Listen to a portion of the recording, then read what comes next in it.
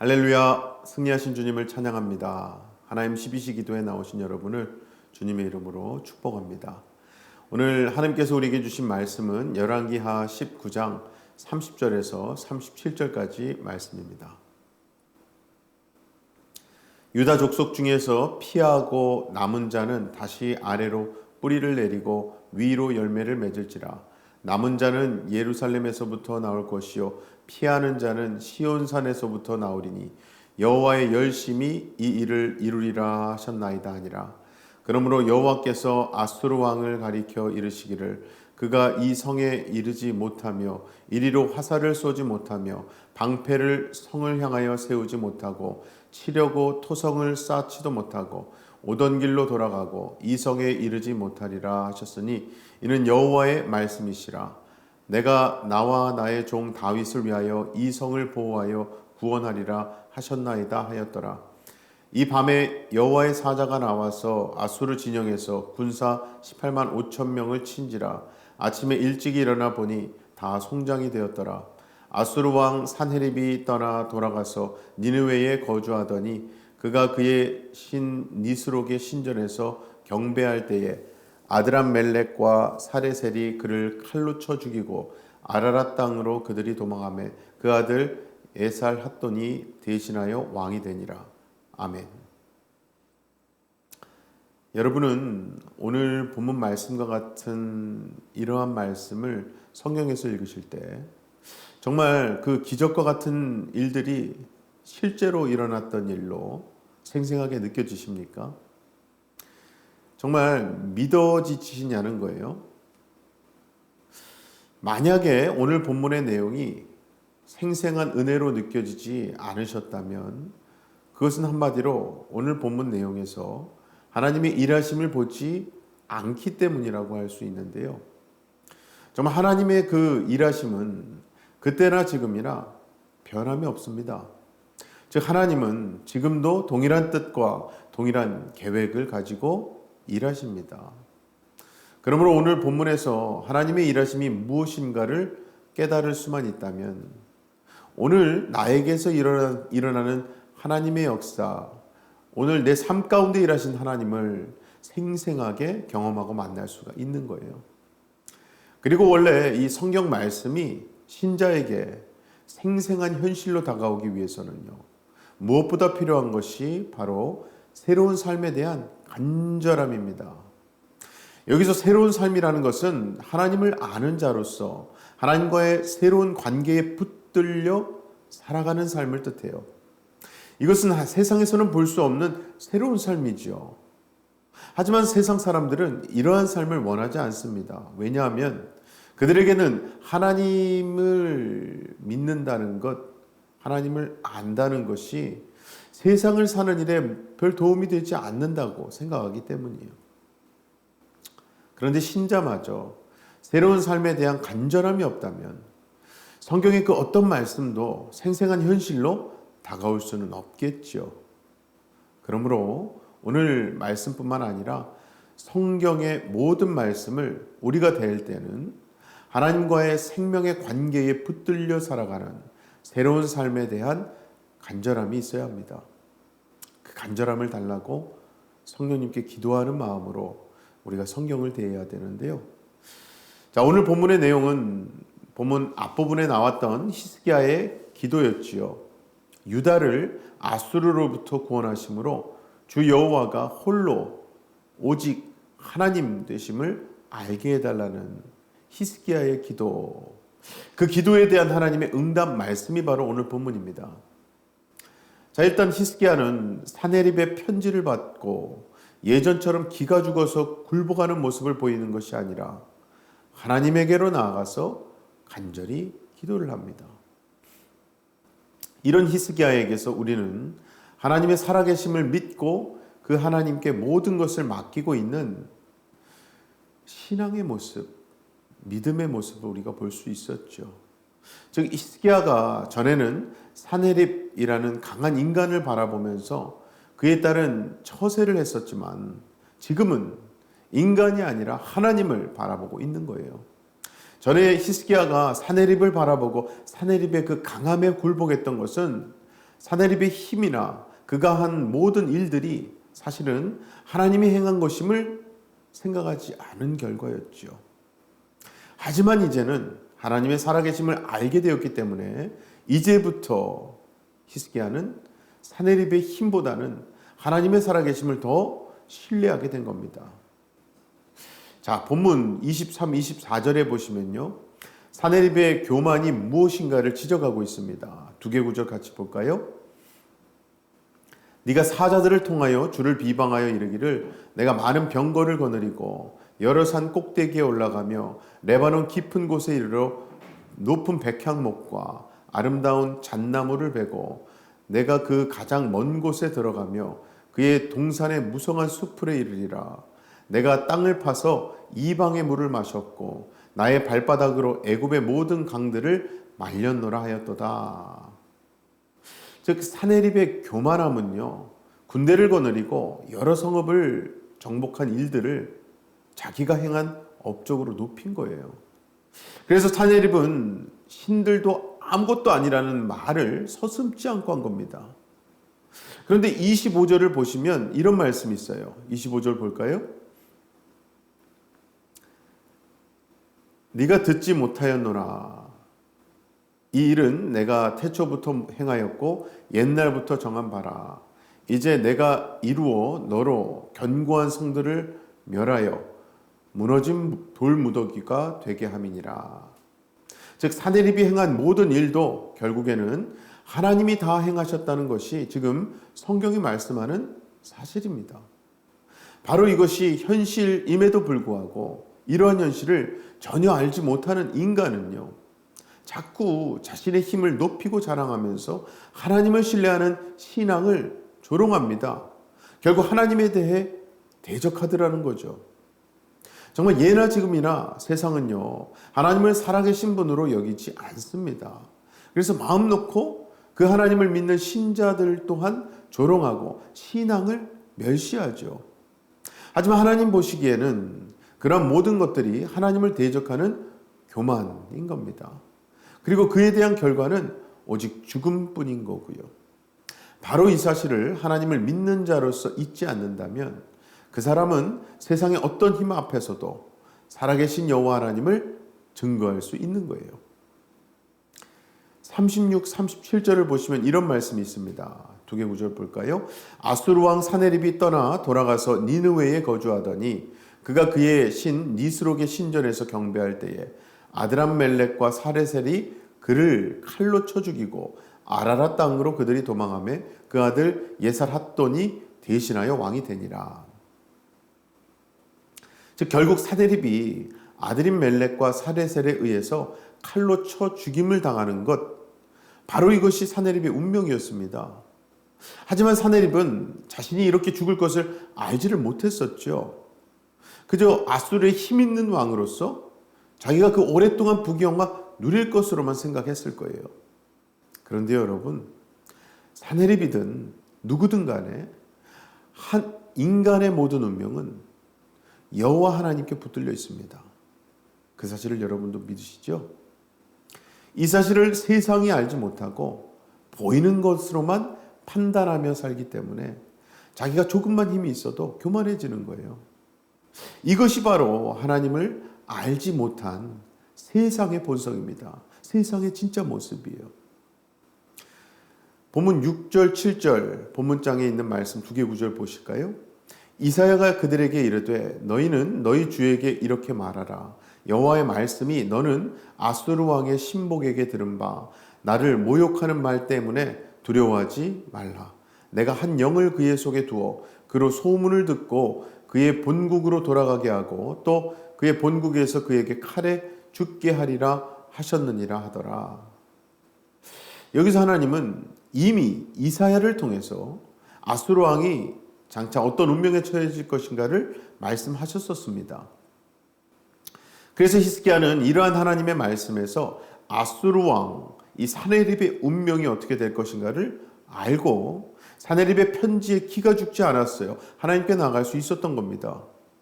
원래 세상은 그렇지 않습니까? 세상은요, 자기가 소유한 것으로 자신을 평가해요. 남이 소유한 것으로 남을 평가합니다. 하지만 세상이 알지 못하는 것이 있는데요. 인간은 자신이 소유한 그 어떤 것도 죽음에 처한 그 운명에서 자기 자신조차도 건져낼 수 없다는 사실이에요. 이렇게도 교만한 세상을 하나님은요, 영원한 멸망이라는 운명으로 정해놓으시고 그쪽으로 몰아가시는 겁니다. 그리고 하나님의 언약에 의해서 건짐받은 자, 남은 자가 백성이 되어서 아버지 하나님의 자녀로서 살아가는 거예요. 그것이 아니면 누구도 그 멸망이라는 운명에서 헤어나올 수가 없습니다. 바로 이 사실을 아는 사람이라면 정말 중요하게 여겨야 하는 것은요, 하나님을 제대로 아는 거예요. 기노스코하는 것입니다. 믿는 것이지. 세상의 것을 얻고 세상에서 강한 자 되는 것이 될 수가 없겠죠. 그렇죠? 정말 여러분, 오늘 말씀에서처럼 사내립이 그저 소문을 듣고 본국으로 돌아가게 되고 거기서 죽게 될지 누가 알았겠습니까? 이것이야말로 하나님의 말씀을 전했던 이사야와 히스기야 외에는 아무도 알지 못했던 일인 거예요. 그리고 이것은요, 사내립에게만 해당되는 것이 아니라 모든 인간에게 해당되기도 합니다. 즉 어느 누구도 자신의 앞날을 두고 장담할 수도 없어요. 예측할 수도 없는 겁니다. 왜냐하면 우리의 운명은 하나님의 손에 붙들려 있기 때문인데요.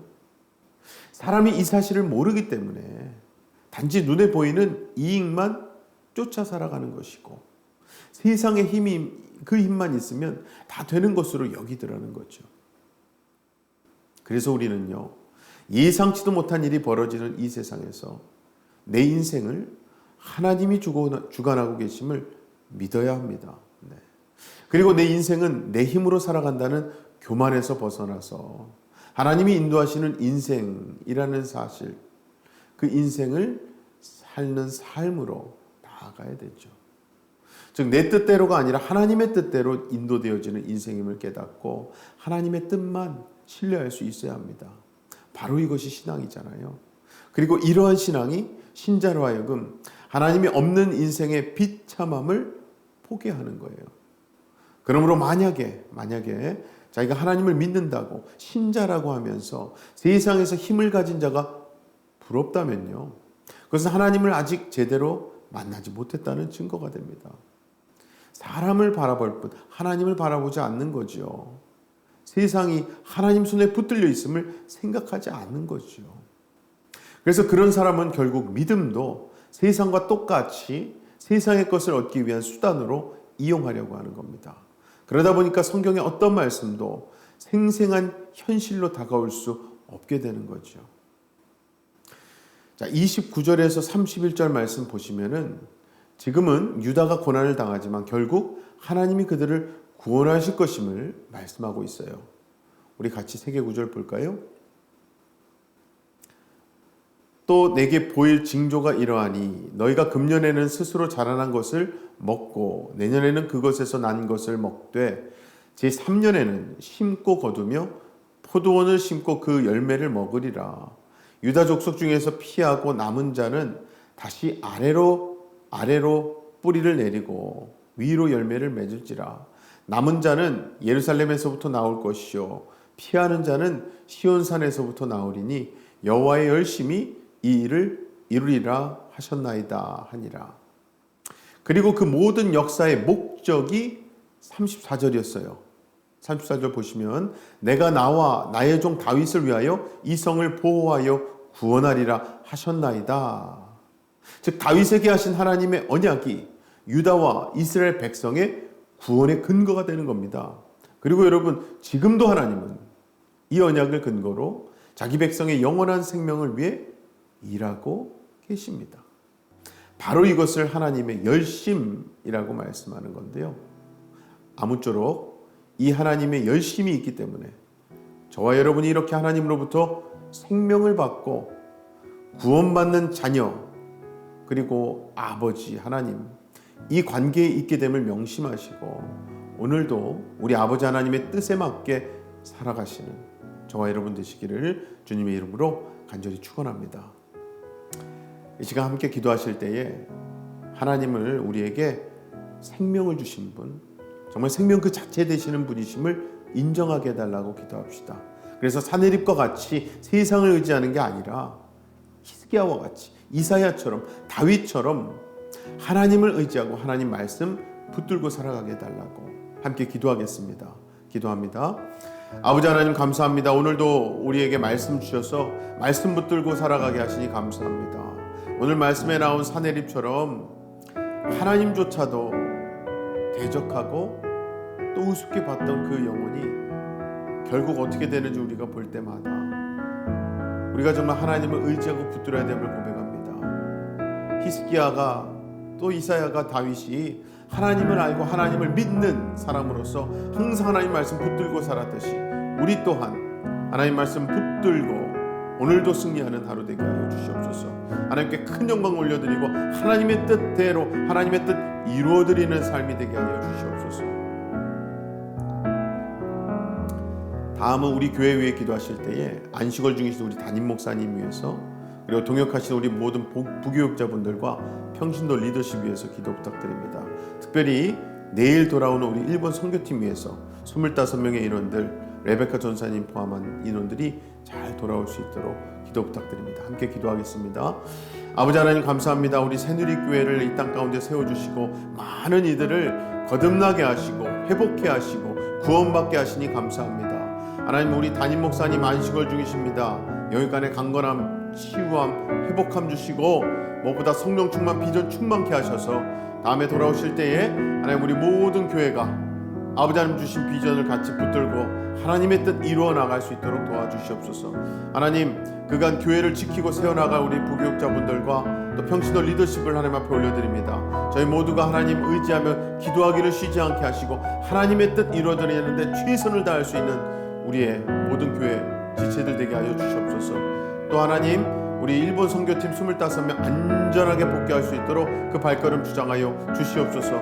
내일은 6명만 돌아오지만 다른 인원들 이곳저곳에서 또 개인적인 일정 소화하고 돌아올 때에 안전하고 건강하게 돌아오게 하여 주시옵소서.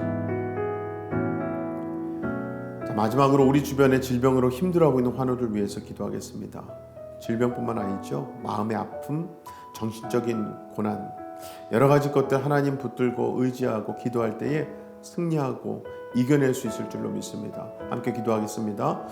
아버지 하나님 감사합니다. 하나님 은혜로 우리 치유가 필요하신 분들, 회복이 필요하신 분들, 병으로부터 완치가 필요하신 분들, 병마와 싸워 이겨내셔야 할 분들을 하나님 앞에 올려놓고 기도합니다. 아버지 하나님 진정한 건강의 회복은 하나님을 제대로 믿는 데서 나옴을 고백합니다. 무엇보다 여호와 라파 치유의 아버지 하나님을 우리가 의지하고 하나님을 믿고 끊임없이 기도할 때에 우리의 이 병들 낫게 하여 주시옵소서. 나은 자들이 하나님께 돌아와 더욱더 큰 영광을 올려드리는 삶이 되게 하여 주시옵소서. 무엇보다 우리의 삶 가운데 심령이 마음이 고통 중에 있는 분들 참 많습니다. 하나님 그 마음을 어루만져 주시고 하나님의 빛으로 비춰주셔서 치유받게 하시고 빛 가운데 모든 어두움은 사라지게 하여 주시옵소서. 아버지 하나님의 빛의 자녀답게 살아갈 수 있는 우리 모두의 삶이 되게 하여 주시옵소서. 사랑의 아버지 하나님 감사합니다. 오늘도 하나님 말씀으로 우리를 깨워주시고 말씀 안에서 우리가 하나님과의 관계를 또 회복해 하시니 감사합니다. 우리가 붙드는 말씀, 우리가 붙들고 기도하는 이 말씀은 우리에게 가장 중요한 닷과 같고 또 가장 중요한 방향, 타와 같음을 고백합니다. 아버지 오늘도 주신 말씀 붙들고 나아갈 때에 곳곳에서 아버지 하나님의 말씀대로 순종할 수 있는 능력을 허락하여 주시옵소서. 하나님 말씀 붙들고 승리하는 삶 살게 하시고 하나님께 모든 것을 맡기고 기도하는 삶 살게 하여 주시옵소서. 특별히 오늘 오고 가는 모든 만남들과 또 대화 속에서 역사하셔서 우리로 하여금 우리를 통해서 하나님이 드러나고 복음이 심겨지는 역사가 있게 하여 주시옵소서. 내일 복귀하는 우리 일본 단기선교팀 안전하고 건강하게 복귀케 하시고 또 와서 하나님 은혜를 우리 성도들과 나눌 때에 더 큰 은혜가 우리 모든 성도들과 대화 속에 넘쳐나게 하여 주시옵소서. 믿고 감사드리며 예수님 이름으로 기도하옵나이다. 아멘. 오늘도 이미 승리하신 예수님으로 새로워지시고 승리하시기 바랍니다. 어떠한 상황 속에서도 승주찬